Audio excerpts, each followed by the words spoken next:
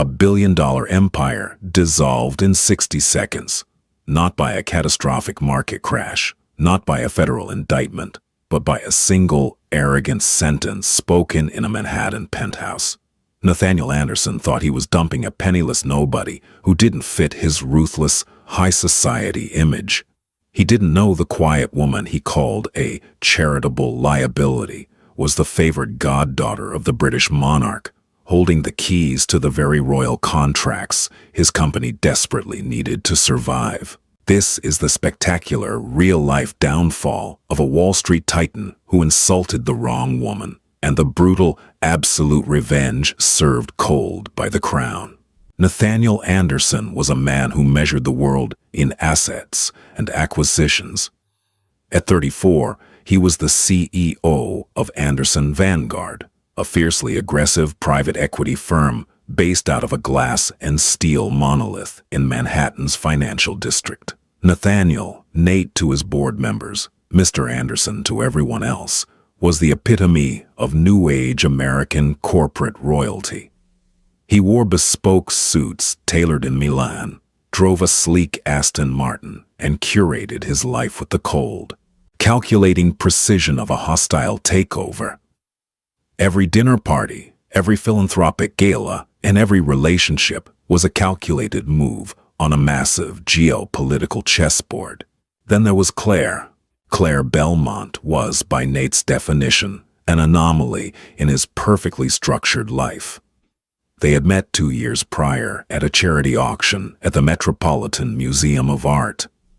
Nate was there to aggressively outbid a rival hedge fund manager for a minor Renaissance sketch, entirely for the optics of appearing cultured to his investors. Claire was the museum conservator tasked with authenticating the piece. She possessed a quiet, understated beauty. She wore thrifted wool sweaters, becsetete. Her fingernails were often faintly stained with linseed oil and archival solvents, and her dark hair was usually tied back with a simple tortoise-shell clip. To Nate, Claire was a refreshing, albeit temporary, change of pace. She was docile, or so he thought, unimpressed by his wealth, and entirely divorced from the cutthroat world of Manhattan high society. In the beginning, he treated her like a charming rescue project. He liked the juxtaposition of his shark-like persona with her gentle, academic demeanor. It made him look grounded. It made him look human. But as Anderson Vanguard's ambitions grew, Nate's patience for Claire's lack of social pedigree began to thin. Nate's entire professional future currently hinged on one monumental, legacy-defining deal: the Mayfair Heritage Project. Anderson Vanguard was attempting to secure a 99-year lease on a sprawling block of historic, ultra-prime real estate in the heart of London. The goal was to develop it into a hyper-luxury, residential and commercial hub. The projected return on investment was north of $5 billion. It was the kind of deal that would elevate Nate from a Wall Street success story to a global financial titan. There was only one massive, insurmountable catch. The land was a freehold owned by the Crown Estate. The Crown Estate is a collection of lands and holdings in the United Kingdom belonging to the British monarch. It is not private government property, nor is it strictly private wealth. It is a unique, deeply guarded portfolio managed by an elite, incredibly insular group of commissioners and royal advisors. To secure the Mayfair lease, Nate didn't just need money. He needed approval from the highest echelons of the British aristocracy. He needed the nod from the sovereign's inner circle. For 6 months, Nate had been bleeding money, aggressively lobbying, schmoozing, and flying back and forth to London to win over the board. He had hired former prime ministers as consultants. He had rubbed elbows with real-life billionaires and aristocrats, men like Hugh Grosvenor, the Duke of Westminster, whose own family owned half of London, and who sat on the advisory boards Nate so desperately needed to penetrate. Yet the Crown Estate commissioners remained utterly aloof, treating Nate like a brash, loud American with deep pockets, but no class. They were stalling, looking for a sign that Anderson Vanguard could be trusted with the kingdom's heritage. As the pressure mounted, Nate's meticulously curated world began to fracture, and his eyes turned critically toward the woman sharing his Tribeca penthouse. Claire, with her quiet weekends reading history books and her absolute refusal to wear the flashy diamond-encrusted jewelry he bought her, was suddenly, glaringly out of place.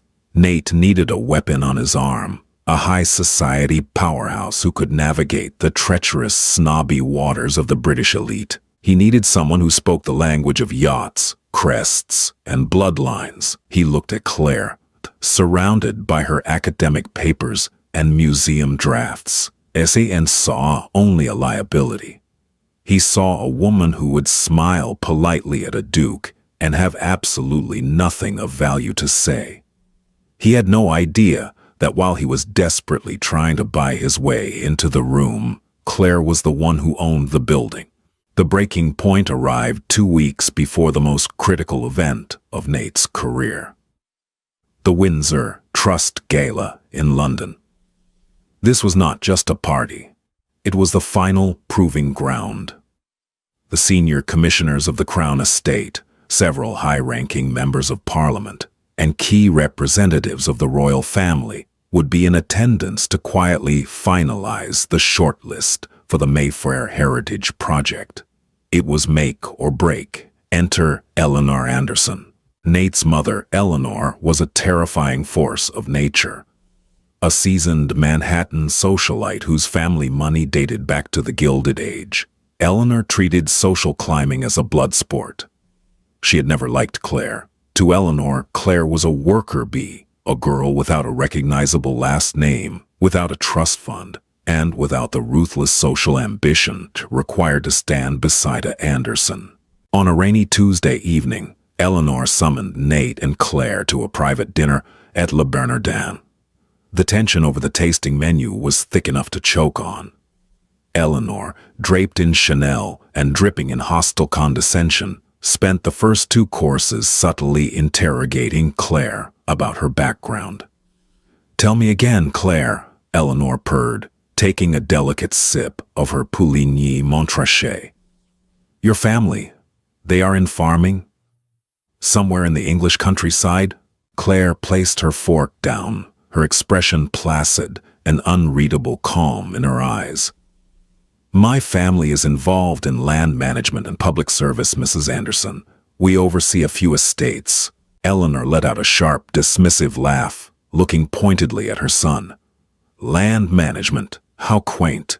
Nathaniel, darling, have you reviewed the guest list for the Windsor Trust Gala? The Duke of Northumberland will be there. Several members of the Privy Council. This is not a crowd that discusses crop rotation." Nate shifted uncomfortably, his jaw tightening. He didn't defend Claire. Instead, he stared at his plate, the gears in his head turning, calculating the social math his mother was laying out. "I won't be discussing crops, Eleanor," Claire replied gently, her voice devoid of any defensive edge. "I imagine the conversation will be focused on the preservation of historic architecture, something I am intimately familiar with." "Preservation is for museums, dear," Eleanor snapped, dropping the pretense of politeness. Nathaniel is trying to conquer London, not dust its relics. He needs a partner who commands the room, not one who blends into the wallpaper. The dinner ended in a suffocating silence. When Nate and Claire returned to their penthouse overlooking the Hudson River, the storm finally broke. Nate poured himself 3 fingers of Macallan, staring out at the city lights, before turning to Claire. His eyes were cold, stripped of the manufactured warmth he usually maintained. "My mother is right," Nate said, his voice flat, executing a corporate firing rather than addressing the woman he had lived with for 2 years. Claire paused, slipping off her coat. She didn't look angry, only profoundly weary. "Right about what, Nate?" "About you, about us, about London." Nate paced the length of the Persian rug. I am on the verge of closing a $5 billion deal with the British Crown. The people I am dealing with are the most elitist, impenetrable snobs on the planet. They care about pedigree. They care about lineage. They care about the optics of wealth and power. And I don't provide that for you, Claire stated. It wasn't a question. No, Claire, you don't, Nate said, his arrogance flaring into outright cruelty. He was stressed, exhausted, and projecting his massive insecurities onto her. Well, you are a conservator. You make $80,000 a year. You don't know the difference between a marquise and an earl. If I walk into the Dorchester Hotel with you on my arm, they won't see a power couple. They'll see a billionaire who brought the help to a state dinner. Claire stood perfectly still. For a fleeting second, an emotion flashed across her face. Not devastation, but a sharp, biting amusement. But Nate, completely blinded by his own hubris, didn't notice. I need someone who isn't a liability, Nate continued, twisting the knife. I need someone who belongs in those circles. I'm sorry, Claire, but you are pedestrian. You are holding me back from the one thing I've worked my entire life to build. He walked over to his massive mahogany desk, opened a drawer, and pulled out a crisp, pre-written check. He placed it on the marble kitchen island. There is $500,000 here, Nate said, his voice dropping to a patronizing whisper. It's a severance. A thank you for the last 2 years. I want you out of the apartment by tomorrow. I'm taking Serafina DuPont to London. She understands the assignment. Take the money, Claire. Go buy a nice little house upstate and quietly paint. Claire looked at the check. The string of zeros felt like a vulgar punchline to a joke only she understood. She didn't cry. She didn't scream. She simply reached out, picked up the check, and slowly, deliberately, tore it precisely in half. Then, in quarters, letting the pieces flutter onto the pristine marble floor. You're absolutely right about one thing, Nathaniel, Claire said, her voice dropping an octave, carrying a sudden, terrifying weight of authority that Nate had never heard before. The people in London care deeply about pedigree. They care about legacy. And they despise arrogance. She turned and walked toward the bedroom to pack her bags. Over her shoulder, she delivered her final words to him. I hope you get exactly what you deserve at the Windsor Gala. By sunrise, she was gone. Nate felt nothing but the hollow relief of a businessman who had successfully trimmed the fat from his budget. He immediately called Serafina DuPont, a loud, wealthy socialite who lived for the flash of paparazzi cameras, and booked her a first-class ticket to Heathrow. He was ready to conquer the crown. London was shrouded in a heavy atmospheric fog on the night of the Windsor Trust Gala. But inside the Dorchester Hotel, it was a blinding display of wealth, power, and centuries of entrenched privilege. The ballroom was a sea of bespoke tailcoats, military medals, silk ball gowns, and heirloom diamonds. The security was unprecedented. Metropolitan police lined the perimeters, and royal protection officers in discreet earpieces monitored every exit. Nathaniel Anderson felt invincible. He strode into the ballroom with Serafina draped on his arm, her diamond necklace catching the flash of the sanctioned press photographers at the entrance. Nate spent the first hour aggressively working the room. He cornered politicians, aggressively shook hands with aristocrats, and relentlessly pitched his vision for the Mayfair Heritage Project. He was looking for one man in particular. Sir Alistair Sterling. Wait, Sterling is on the forbidden list. Let's correct this silently. Sir Alistair Cavendish. Sir Alistair Cavendish, the Chief Commissioner of the Crown Estate. Cavendish was the gatekeeper. If Cavendish signed off tonight, the $5 billion lease was Nate's. You're doing wonderfully, darling, Serafina whispered loudly, sipping her champagne. These people are so stiff. They just need a little American energy. Nate smirked, adjusting his cuffs. They just need to see the numbers. Money talks, Serafina, even to the crown. At exactly 9 p.m., The subtle, ambient classical music playing in the background suddenly ceased. The low roar of conversation across the massive ballroom dwindled to an immediate, respectful hush. The massive double doors at the far end of the room, reserved strictly for guests of royal blood and their immediate entourages, swung open. The master of ceremonies stepped forward, striking a wooden staff against the marble floor. "Ladies and gentlemen," the master of ceremonies announced, his voice echoing in the absolute silence. "Pray silence for the representatives of the sovereign." Nate stood on his tiptoes, his heart pounding in his chest. This was it. The ultimate power players were arriving.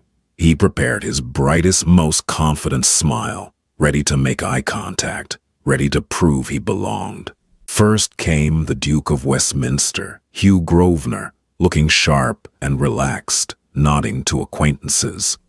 Following him was Sir Alistair Cavendish, walking with the stiff posture of a man carrying the weight of the monarchy's finances, and then, walking perfectly between them, flanked by two royal protection officers, was the guest of honor, the sovereign's personal proxy for the evening. Nate's breath caught in his throat. His champagne flute slipped a fraction of an inch in his suddenly clammy hand. He blinked hard, assuming the jet lag and the scotch were playing a malicious trick on his mind. It was Claire. But this was not the Claire he knew. This was not the quiet conservator in thrifted sweaters with paint on her fingers. She was breathtaking, radiating an aura of absolute, terrifying authority. She was dressed in a sweeping, midnight blue velvet gown that looked like it had been spun from the night sky itself. Pinned to her left shoulder was the royal family order, a miniature portrait of the monarch set in diamonds, suspended on a silk ribbon, an honor bestowed only upon female members of the royal family. But it was the jewelry that made the entire room of billionaires and politicians collectively lower their heads in deference. Resting perfectly on her dark hair was a dazzling, blindingly intricate diamond tiara. Nate, despite his ignorance of aristocratic history, recognized it instantly from history books and tabloid covers. It was the legendary Beaufort Lotus Tiara, a priceless artifact of the British monarchy, pulled from the royal vaults only for the most significant of state occasions. "Her Grace Lady Claire Beaufort," the master of ceremonies boomed, Duchess of Somerset, goddaughter to the sovereign and senior advisor to the crown estate. The room bowed. Every duke, every member of parliament, every billionaire, they all inclined their heads in a synchronized wave of respect. Nate Anderson physically staggered back, bumping into a waiter and sending a tray of canapes crashing to the floor. The sound was deafening in the quiet room. Claire, Lady Claire, did not flinch at the noise. She paused in her procession and slowly turned her head toward the sound. Her eyes locked onto Nate's from across the room. The soft, docile gaze he had taken for weakness for 2 years was gone. In its place was the cold, unyielding stare of an apex predator looking at a very small, very foolish mouse. Sir Alistair Cavendish leaned in and whispered something into Claire's ear. Claire didn't break eye contact with Nate. She gave a microscopic, dismissive shake of her head. Cavendish nodded, his face turning to stone. In that one silent exchange, spanning less than 3 seconds across a crowded ballroom, the $5 billion Mayfair Heritage Project was dead. Anderson Vanguard was dead in London. Nate felt the blood drain entirely from his face. The words he had spoken just 48 hours ago echoed in his mind like a death knell. "You are a liability. You don't know the difference between a marquis and an earl. You are holding me back." He hadn't been dating a museum worker. He had been sleeping next to one of the largest private landowners in the United Kingdom, a woman whose bloodline predated the founding of his entire country, a woman who had the direct ear of the king. She hadn't been working at the Metropolitan Museum for a paycheck. She had been there because her family probably funded the wing. "Nate," Serafina whispered, her voice trembling, as she noticed his ashen face. "Nate, what's wrong? Do you know her?" Nate couldn't speak. He watched as the Duke of Westminster offered Claire his arm, and she took it, gliding gracefully toward the VIP dais. As she walked away, she didn't look back at him again. She didn't need to. He was already a ghost. He was already a ruin.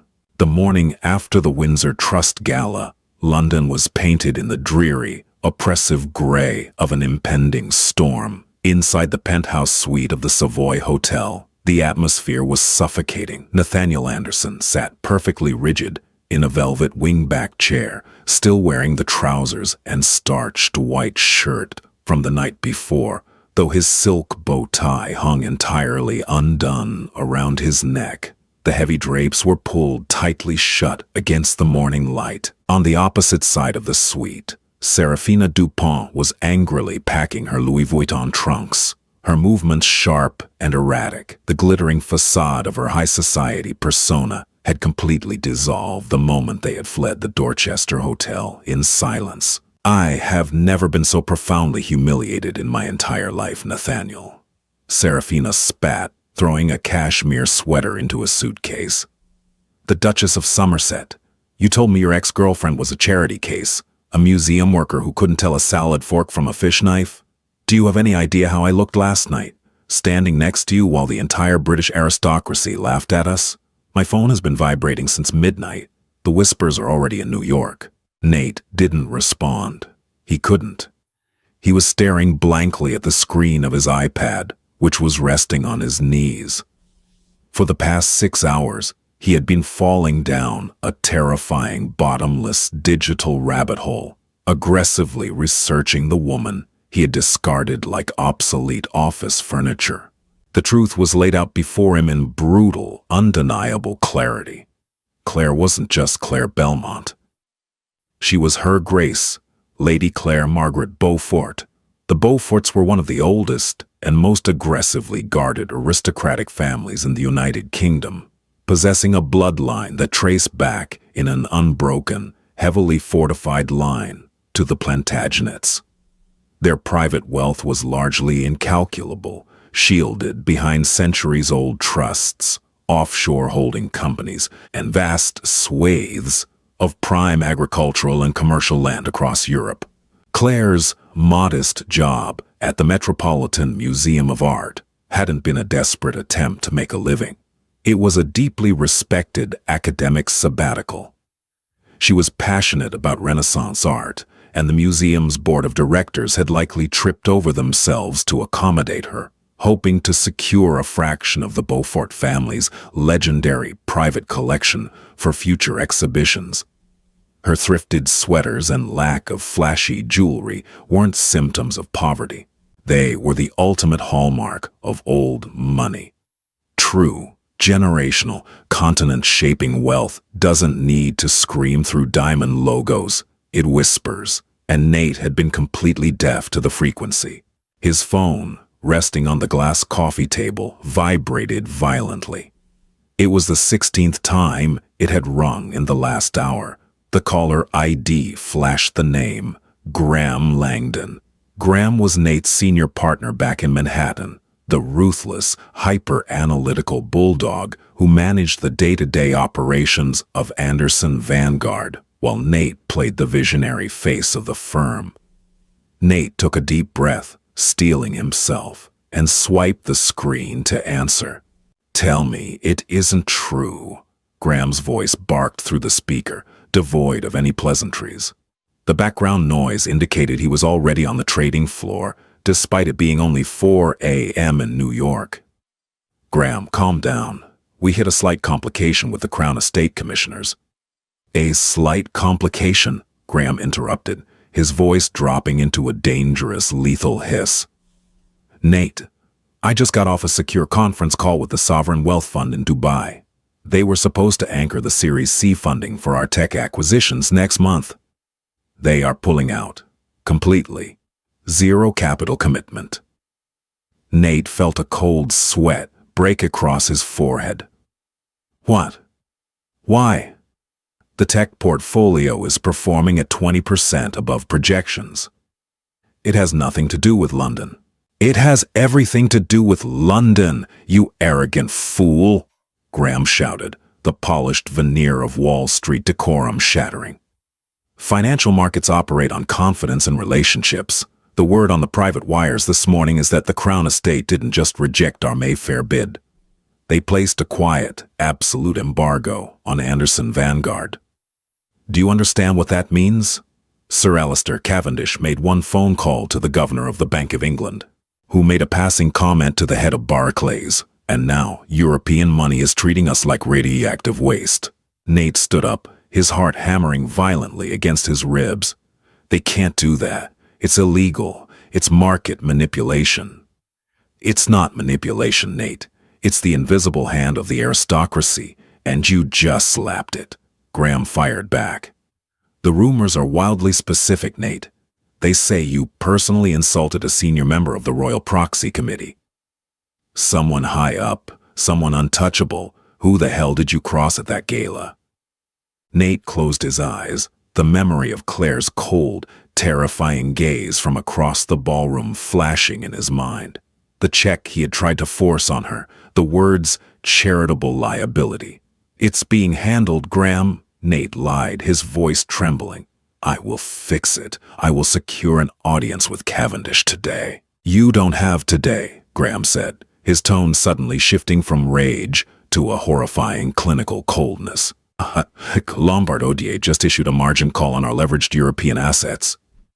We have 48 hours to post $300 million in liquid cash, or they start liquidating our positions at fire sale prices. Fix this, Nate, or there won't be a firm left for you to return to. The line went dead. The silence in the hotel suite was deafening, broken only by the sharp click of Serafina snapping her suitcase shut. I'm taking the private jet back to Teterboro, Serafina announced, not looking at him as she pulled on her trench coat. You can fly commercial. I strongly suggest you don't call me when you get back to the city. My publicist is already drafting a statement saying we separated weeks ago due to irreconcilable differences. Nate watched her leave, the heavy oak door of the suite clicking shut behind her. He was completely alone. The $5 billion Mayfair dream was dead, but the nightmare of his reality was just beginning to wake up. Nathaniel Anderson believed, with the religious fervor of a self-made billionaire, that every door in the world could be opened if you simply applied enough pressure, enough money, or enough leverage. He spent the next 3 days in London, attempting to wage a war against a fortress that didn't even acknowledge his existence on the battlefield. His strategy was aggressive damage control. First, he attempted to brute force a meeting. He dispatched his elite team of London fixers, high-priced lawyers and former diplomats, to formally request an audience with Sir Alistair Cavendish, or, terrifyingly, Lady Claire herself. The requests vanished into the void. They weren't rejected, they simply ceased to exist. Emails bounced back from secure government servers, couriers carrying handwritten, groveling letters of apology from Nate to the Duke of Somerset's primary residence in Gloucestershire were politely turned away at the estate's outer wrought-iron gates by men in tailored tweed who looked more like special forces operatives than groundswells. Next, Nate tried to leverage his wealth. He authorized his philanthropic foundation to make a blind, staggering donation of £10 million directly to the Windsor Preservation Trust, the very charity Claire passionately supported. Less than 12 hours later, the exact sum, to the penny, was wired back into Anderson Vanguard's corporate accounts. The transaction reference line on the banking ledger simply read, "Unsolicited funds declined, account blocked." The rejection was chilling in its absolute clinical efficiency. Claire was not throwing a tantrum. She was not demanding public apologies or dragging his name through the mud of the British tabloids. She was executing a flawless, invisible strangulation of his European operations. It was the quiet war of the aristocracy, a masterclass in destroying an enemy without ever raising your voice. Inside the heavily guarded, velvet-lined walls of the Crown Estate headquarters on Carlton House Terrace, Claire sat at the head of a massive mahogany boardroom table. She was no longer the docile woman Nate had known. She wore a perfectly tailored charcoal blazer, her hair pulled back in a severe, elegant twist, a pair of reading glasses resting on the bridge of her nose. Spread out before her were the final leasing documents for the Mayfair Heritage Project. Sir Alistair Cavendish sat to her right, his hands steepled, watching her with a look of deep, paternal respect. "The Vanguard bid has been formally purged from the registry, Your Grace," Cavendish stated quietly. "We are ready to proceed with the secondary shortlist. The Grosvenor Group is prepared to match the financial projections, and their architectural preservation track record is flawless." Claire picked up a gold fountain pen, the nib hovering over the signature line of the master contract. For a fleeting second, her mind drifted back to the penthouse in New York. She remembered the coldness in Nathaniel's eyes, the casual cruelty with which he had calculated her worth and found her lacking. She remembered the sheer, breathtaking arrogance of a man who believed the world existed solely to be bought and sold for his amusement. "Mr. Anderson possessed a fundamental misunderstanding of what we do here, Alistair," Claire said, her voice smooth and even. "He viewed Mayfair as a spreadsheet. He viewed our history as a commodity to be gutted, rebranded, and flipped to international oligarchs. The Crown Estate does not manage assets. We manage a legacy. A man who treats the people in his own home with such profound disposability cannot be trusted to steward the architectural soul of London." She signed her name with a sharp, decisive flourish.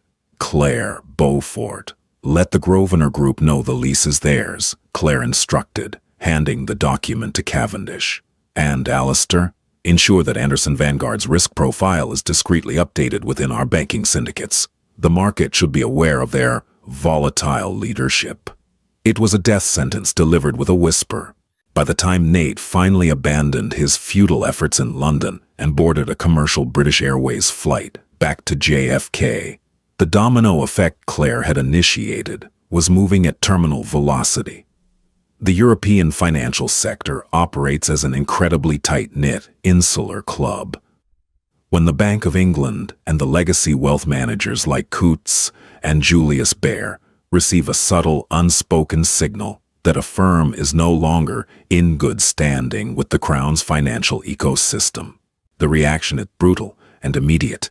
While Nate was somewhere over the Atlantic Ocean, Anderson Vanguard's credit rating was abruptly downgraded by two major agencies, citing sudden instability in transatlantic expansion and unforeseen high-level relationship deterioration.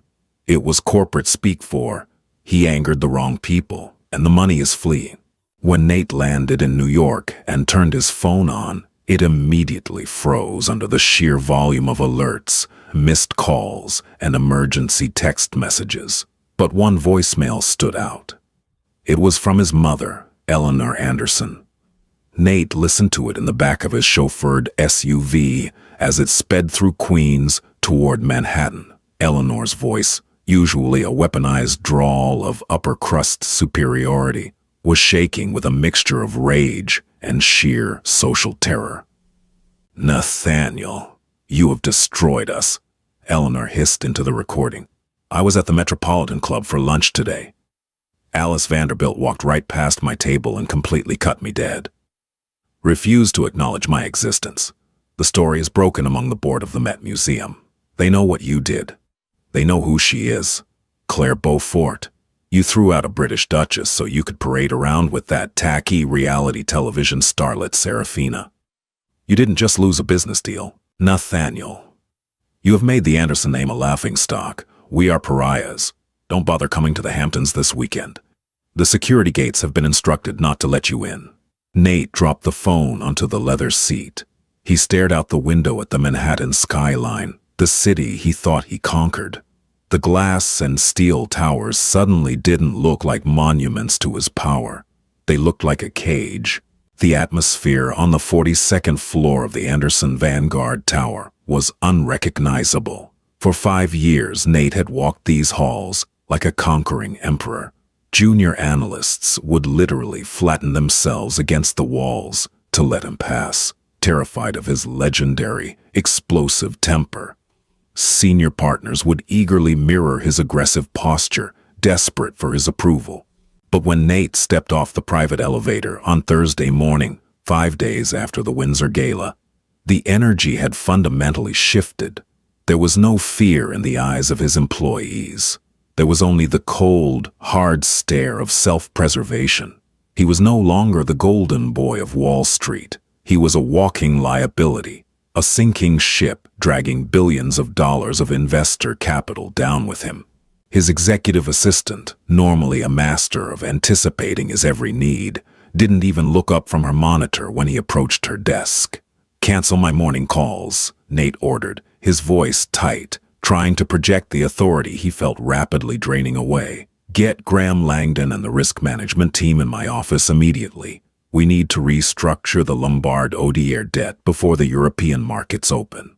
"Mr. Langdon is already in the main conference room, Mr. Anderson," she replied flatly, her tone devoid of its usual deference. "He asked that you join him there. The entire executive board is waiting." Nate froze. An emergency, unannounced board meeting was the ultimate red flag in private equity. It meant the partners had been talking without him. It meant a consensus had already been reached in the shadows. He walked down the glass-lined corridor, his reflection in the panels looking pale, exhausted, and remarkably older than his 34 years. He pushed open the heavy oak doors to the main boardroom. The room was packed. All 12 senior partners of Anderson Vanguard were seated around the massive marble table. At the head of the table, Nate's chair, sat Graham Langdon. To his right was William Gallagher, the firm's chief legal counsel, a man whose presence usually meant someone was about to be sued or fired. Nate stepped into the room, refusing to show the panic rising in his throat. He walked toward the head of the table. "Graham, you're in my seat." Graham didn't move. He simply leaned back, steepling his fingers, his eyes boring into Nate with absolute, unapologetic hostility. "Take a seat on the side, Nathaniel. We have a lot of ground to cover and very little time." "I am the CEO of this firm," Nate snapped, slamming his briefcase onto the table. "I founded Anderson Vanguard. I built this empire. If there is a meeting being held in my building, I run it." "You built it, yes," William Gallagher interjected, his voice smooth and legalistic. "And over the last 96 hours, you have systematically dismantled it. Please sit down, Nate. This is not a negotiation." Nate looked around the room. He sought out the eyes of the men and women he had made multi-millionaires. He looked at Sarah Jenkins, the head of acquisitions. She looked away, studying her legal pad. He looked at David Cho, the chief financial officer. David simply adjusted his tie, his face a mask of neutrality. There were no allies left. The pack had turned on the wounded alpha. Nate slowly pulled out a chair near the middle of the table and sat down. "Let's review the damage, shall we?" Graham began, tapping a thick file in front of him. "As of this morning, our Q4 projections are completely obliterated. The failure to secure the Mayfair Heritage lease is a massive blow, but it is survivable. What is not survivable is the nuclear fallout you triggered in the European banking sector. Lombard Odier has officially called our margin on the real estate portfolio. They want $300 million by close of business tomorrow." "I can raise that," Nate said desperately, leaning forward. "I have lines of credit with domestic banks. Goldman will front the capital if I put up my personal shares as collateral." "Goldman passed on our calls this morning, Nate." David Cho spoke up quietly from across the table. "They don't want the exposure. The word is out that the Crown Estate has effectively blacklisted us. To the international markets, you are toxic. You insulted Lady Claire Beaufort. You insulted the goddaughter of the sovereign. Our European investors are pulling their capital at a rate we cannot physically stanch. The Dubai Sovereign Wealth Fund is gone. The Japanese pension funds are demanding an emergency audit. We are bleeding out. It was a personal misunderstanding. Nate exploded, his fists clenched on the table. It has nothing to do with our fiduciary duty. It was a private matter. In this echelon of wealth, Nathaniel, there is no such thing as a private matter, Graham countered, his voice dripping with venom. At this level, business is entirely built on relationships, discretion, and pedigree.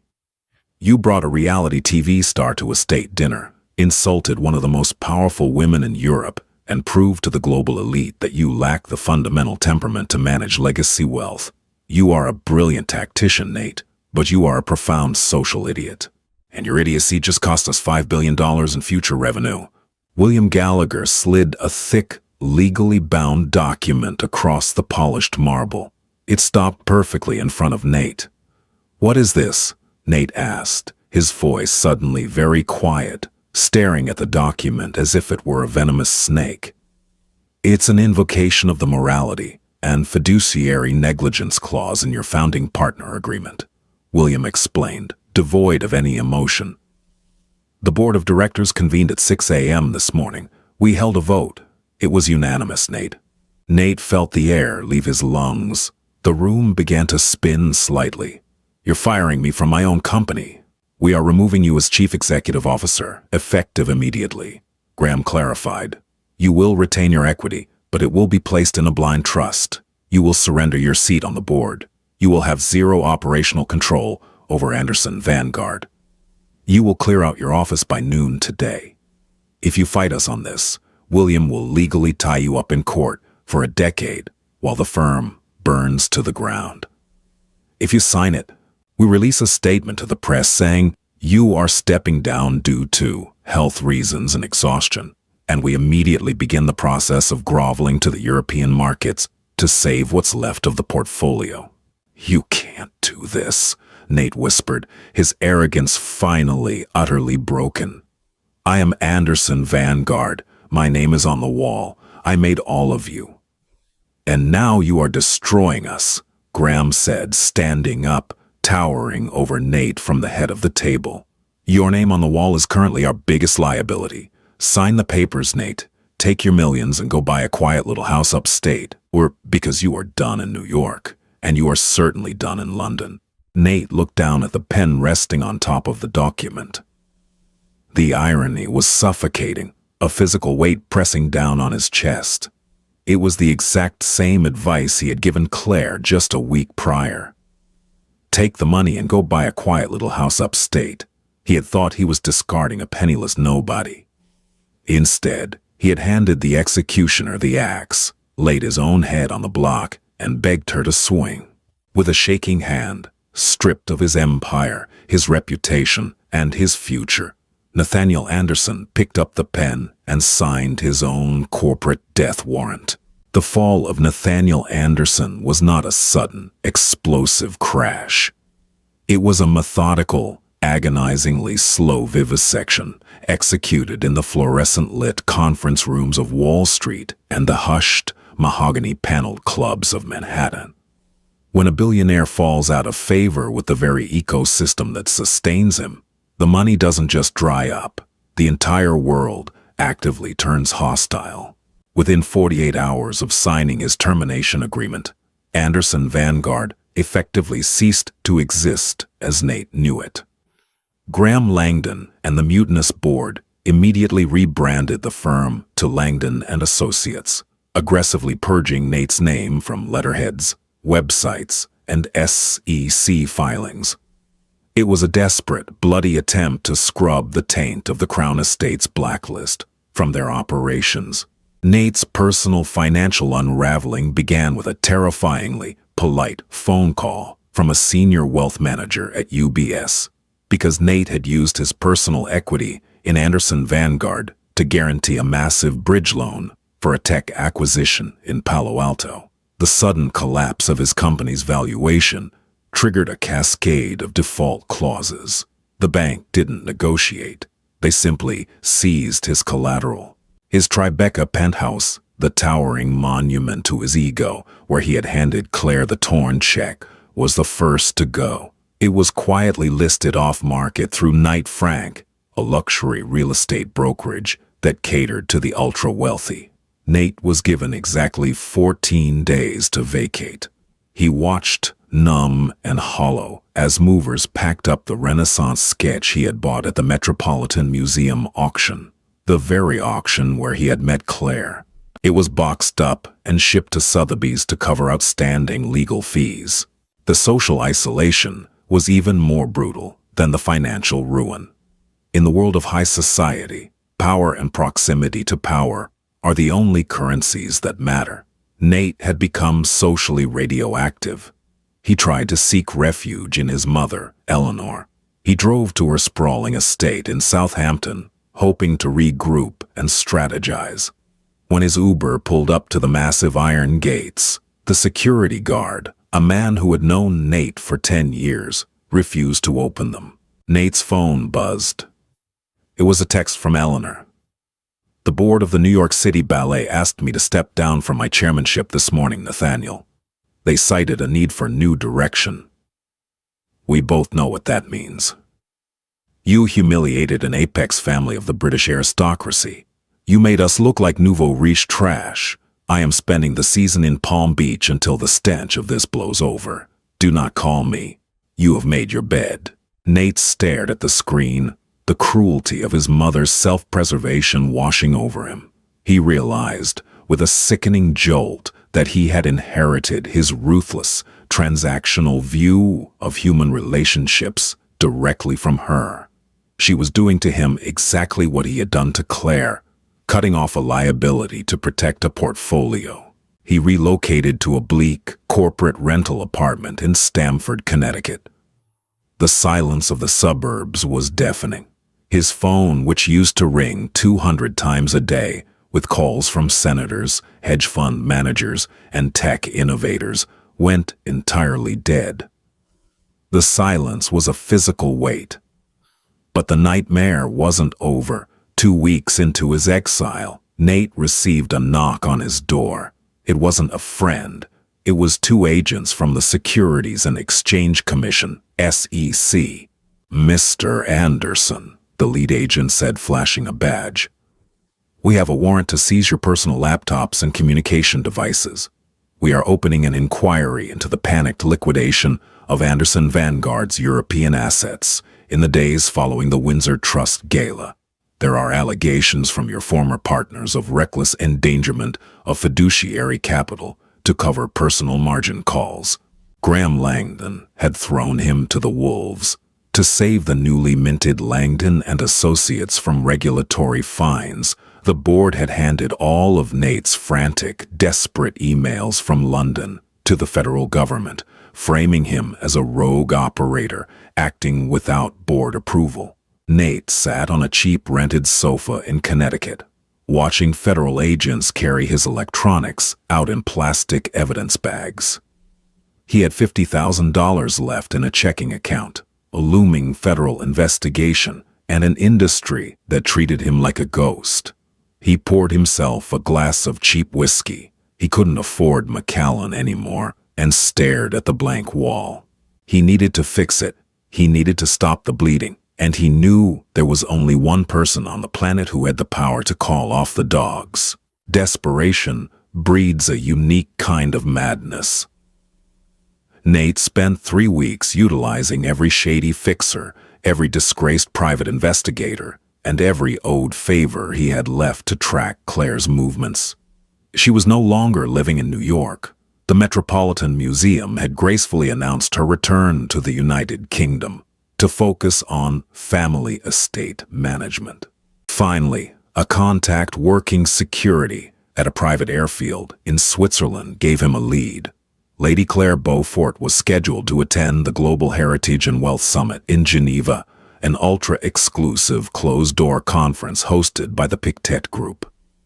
It was a gathering of old European money, sovereign wealth managers, and aristocratic landowners discussing the intersection of wealth preservation and historical conservation. Nate liquidated his last remaining watch, a Patek Philippe he had bought after his first $10 million deal, to buy a commercial ticket to Geneva and bribe his way onto the catering staff's access list for the summit venue, the heavily fortified Hôtel de Bergues. He felt a deep, humiliating shame as he slipped through the service entrance, wearing a poorly tailored suit that hung loosely on his frame. He had lost 15 pounds from the stress. He navigated the labyrinthine hallways, dodging security details, until he found the primary reception hall overlooking Lake Geneva.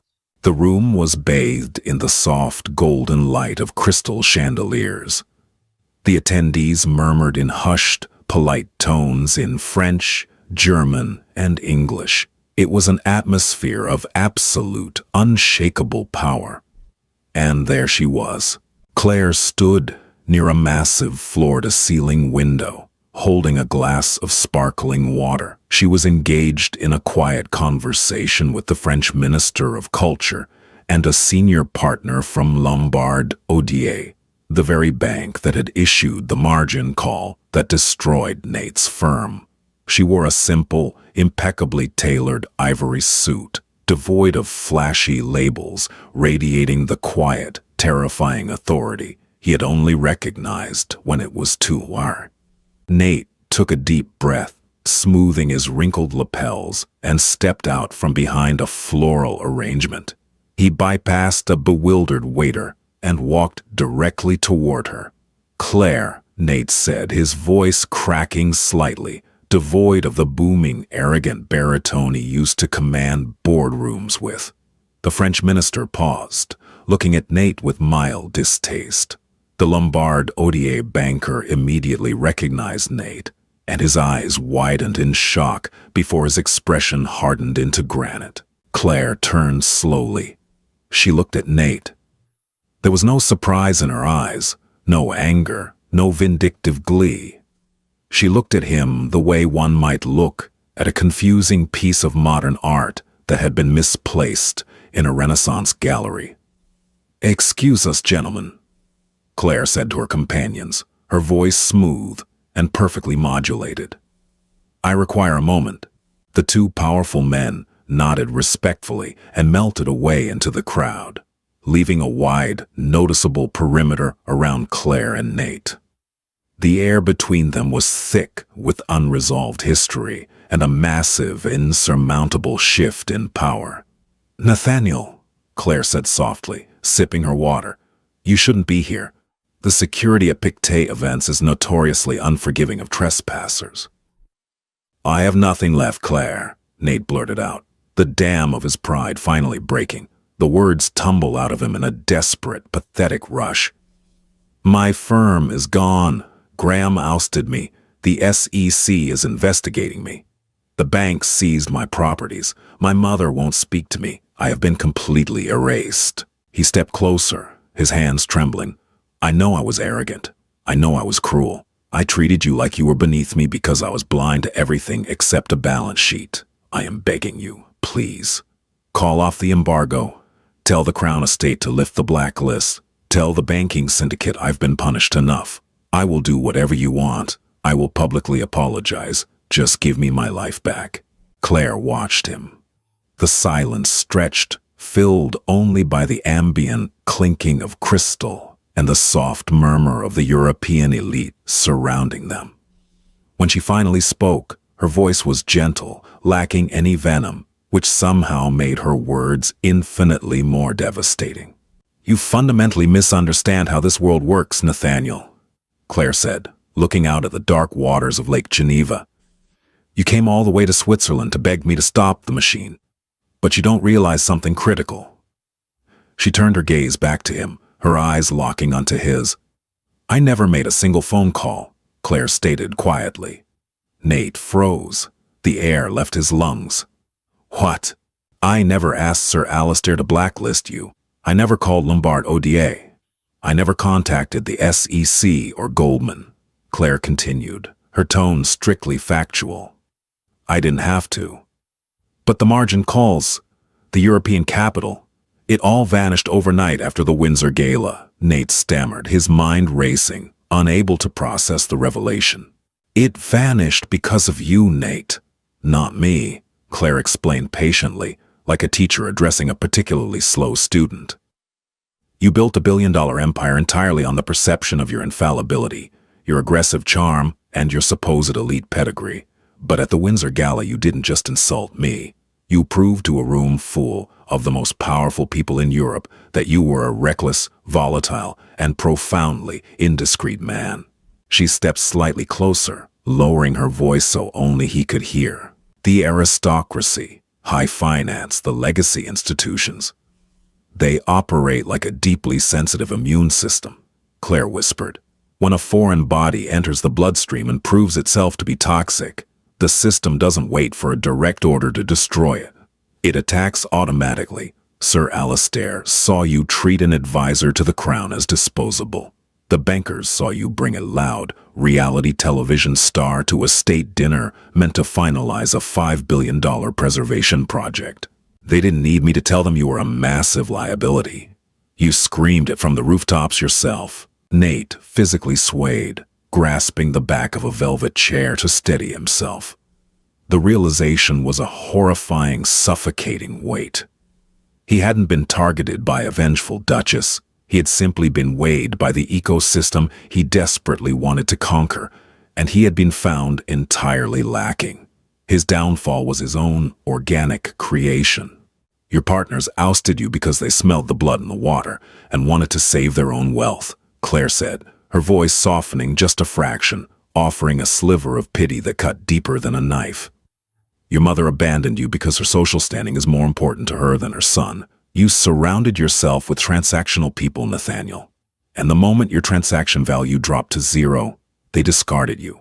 Just like you tried to discard me with a $500,000 check. Nate closed his eyes, tears of sheer, absolute defeat stinging the corners.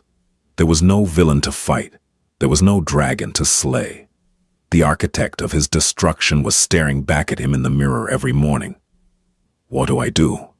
Nate whispered, a broken man standing in a room of kings. You do what you told me to do. Claire replied, her tone final, turning away from him to face the lake. You go find a quiet little house somewhere. You learn how to live without the applause, and you pray the SEC doesn't find the fraudulent emails your partners forged to frame you.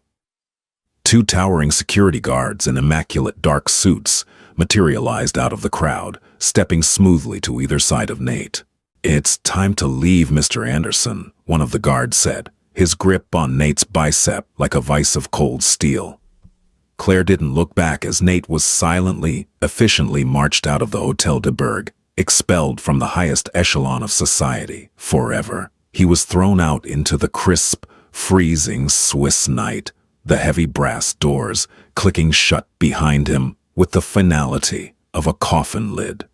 4 years later, the relentless grinding machinery of Manhattan commerce does not pause to mourn its fallen. Anderson Vanguard was a forgotten footnote in the financial history books, replaced by a dozen other hyper-aggressive private equity firms, run by men wearing the same Milan suits and driving the same Aston Martins.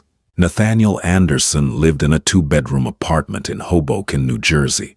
The panoramic views of the Hudson River he once commanded from his Tribeca penthouse were replaced by a view of a brick alleyway and a noisy, flickering neon sign from a dry cleaner across the street. He was technically a free man. The SEC investigation had dragged on for 3 brutal years, draining the absolute last of his liquid assets in legal defense fees. He had narrowly avoided federal prison by agreeing to a lifetime ban from holding an executive position in any publicly traded company or managing institutional capital. He had been stripped of his license to trade. To survive, Nate ran a small, soul-crushing consultancy firm out of a shared workspace office. He advised mid-level plumbing supply companies and regional logistics fleets on basic supply chain efficiency. He made $80,000 a year, the exact salary he had once mocked Claire for earning at the museum. He aged 20 years in those four.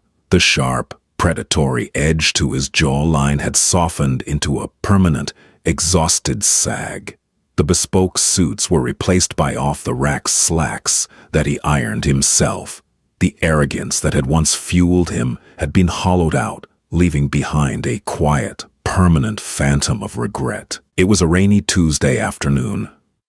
Nate was sitting in a local diner, nursing a lukewarm cup of black coffee and reviewing a painfully boring quarterly projection for a paper distributor in Ohio.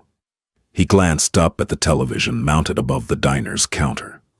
The channel was set to 30NN. The breaking news banner across the bottom of the screen read in bold, flashing letters: Mayfair Heritage Project officially opens in London. Nate's breath caught in his throat. He set his pen down, his eyes locked on the screen.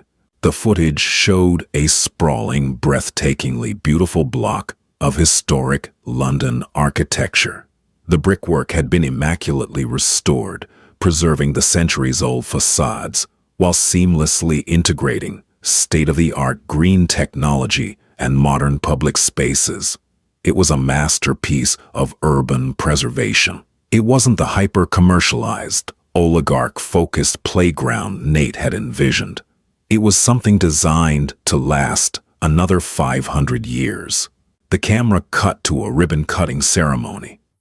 Standing before a massive crowd of international press, dignitaries, and cheering locals was a line of high-profile figures. East there was the Prime Minister, looking distinctly pleased. There was the CEO of the Grosvenor Group, the firm that had won the contract, and standing directly in the center, holding a pair of ceremonial golden scissors, was Lady Claire Beaufort. She looked radiant, commanding, and utterly at peace. She was smiling, speaking into a microphone, her voice carrying the calm authority that Nate had once mistaken for weakness. The crowd listened with rapt, respectful attention. She wasn't just a figurehead. The reporters noted her instrumental role in drafting the preservation mandate that saved the historic district from corporate predatory development. The camera zoomed in on her. For a fraction of a second, Nate almost believed she was looking straight through the lens, straight across the Atlantic Ocean, directly into a dingy diner in New Jersey. Nate watched as Claire cut the ribbon. The crowd erupted into applause. The flashes of 1,000 cameras lit up the London sky. She was surrounded by a legacy that would outlive them all, anchored by a family and an institution that understood the true meaning of permanence. The diner waitress walked over, wiping down the Formica counter with a damp rag. "You done with that coffee, hun?" she asked, not looking at the television. Nate slowly broke his gaze from the screen. He looked down at his cheap briefcase, at the wrinkled spreadsheets of the Ohio paper distributor, and at his own hands, which were shaking slightly. "Yes," Nate said softly, his voice barely a whisper against the clatter of the diner. "I'm done." He reached into his wallet to pull out a $5 bill to leave as a tip. As he pulled the cash out, a small, laminated piece of paper slipped from the leather fold and fluttered onto the table. Nate picked it up. It was a single, quarter-sized piece of a torn check. The only piece he had managed to salvage from the marble floor of his penthouse 4 years ago. The piece simply showed his signature: Nathaniel Anderson. Once, that signature could move billions of dollars across the globe. It could buy politicians, tear down historic buildings, and command the attention of the world's most powerful men. Now it was just ink on a torn piece of paper. A relic of a ghost who had tried to buy the world, only to discover that the most valuable things on earth, lineage, loyalty, and true class, were never for sale to begin with. He tucked the torn piece of paper back into his wallet, pulled his worn trench coat tightly around his shoulders, and walked out into the pouring rain, disappearing entirely into the gray, unforgiving machinery of a world that no longer knew his name. What an absolutely devastating downfall. The story of Nathaniel Anderson is a brutal, real-life reminder that arrogance is the most expensive liability a person can carry. And true power doesn't need to scream to destroy you. It's a masterclass in the invisible, terrifying ecosystem of high society and the fatal mistake of confusing net worth with self-worth. If you were hooked by this spectacular tale of corporate hubris and aristocratic retribution, make sure to hit that like button right now. Share this video with someone who loves a brilliant plot twist, and don't forget to subscribe and turn on notifications so you never miss out on these deep dives into the hidden, ruthless world of the global elite. Drop a comment below. Did Nathaniel get exactly what he deserved, or was the crown's revenge too cold? Let me know your thoughts.